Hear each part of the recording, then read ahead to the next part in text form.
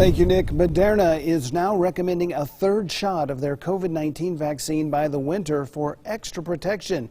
In other words, this would be a booster shot, and we've heard similar things from Pfizer about a third shot being necessary. ABC4's Haley Hendricks looked into the question of booster shots today. She joins us live from Salt Lake City. So, Haley, what are doctors here in Utah saying? Well, Rick, the conversation continues. Will the fully vaccinated need an additional dose of the COVID-19 vaccine? Now, our local health officials tell me more data is needed to truly know.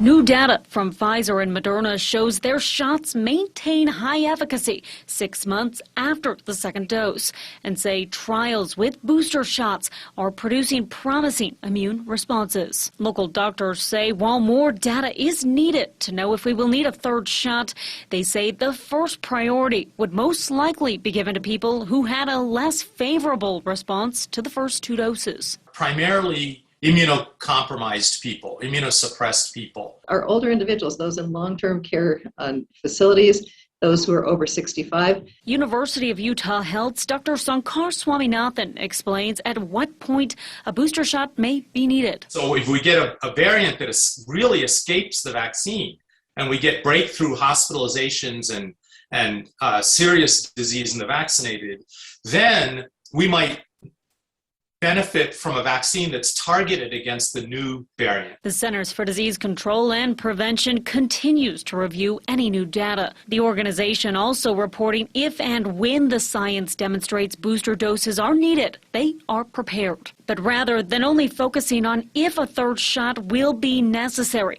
Dr. Tamara Sheffield with Intermountain Healthcare says there's still a need to get people the first and second dose. Over 95% of those who are in our hospitals that have COVID, and almost all of those who are dying from COVID, these are the unvaccinated individuals. And Dr. Swaminathan is also reiterating a similar message. Almost everybody in the hospital is unvaccinated. We're not seeing a rise in hospitalizations of the vaccinated. Currently, data shows 45% of Utah's population are fully vaccinated against COVID-19. Well, as we move forward in this pandemic, doctors say data will continue to show us the next step. Reporting live in Salt Lake City, Haley Hendricks, ABC4 News. Thank you, Haley. Well, turning now to